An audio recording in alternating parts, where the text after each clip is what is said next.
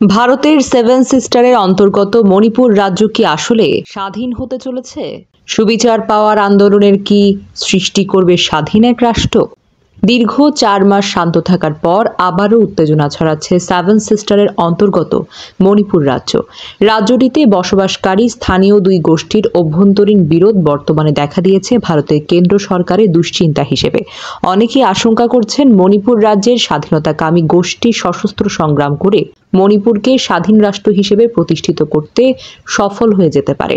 গত প্রায় ১ বছর যাবৎ উত্তাল ছিল ভারতের মণিপুর রাজ্যের পরিস্থিতি।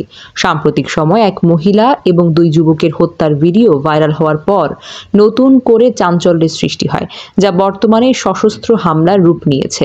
হামলার শিকার দুই পক্ষই নিজেদেরকে ভুক্তভোগী বলে দাবি করে চলছে। মণিপুর রাজ্যের পাহাড়ি অঞ্চলে বসবাসকারী কুকি সম্প্রদায় ও উপত্যকাবাসী মেইতেই জনগোষ্ঠীর এই দাঙ্গা সাম্প্রতিক সময়ে সরকার পতনের রূপ নিয়েছে। গত সপ্তাহের সোমবার চলমান কারফিউ ভেঙে রাস্তায় নারী, স্কুল, কলেজ শিক্ষার্থীরা নেমে পড়েছেন। সে আন্দোলন মুহূর্তেই সারা পৃথিবীব্যাপী ছড়িয়ে পড়ে এবং সরকার পতনের স্লোগানে মুখরিত হতে থাকে। উল্লেখ্য, গত শনিবার থেকে মণিপুর রাজ্যের অন্তর্গত বিভিন্ন আইন শৃঙ্খলা বাহিনীর অস্ত্রাগার লুট হতে থাকে। অতঃপর সেই অস্ত্রশস্ত্র ব্যবহার করে নিজেদের মধ্যে কোন্দল সৃষ্টি করে। অভিযোগ উঠেছে কুকি সম্প্রদায় আধুনিক অস্ত্রশস্ত্র নিয়ে হামলা চালিয়ে যাচ্ছে।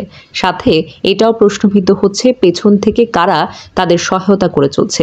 বিভিন্ন রেঞ্জের ক্ষেপণাস্ত্র, ড্রোন সহ আধুনিক সামরিক কৌশল অবলম্বন করে আক্রমণ চালানো হচ্ছে, যা ভারতের অখণ্ডতায় বিশ্বাসী গোষ্ঠীকে ভাবিয়ে তুলছে।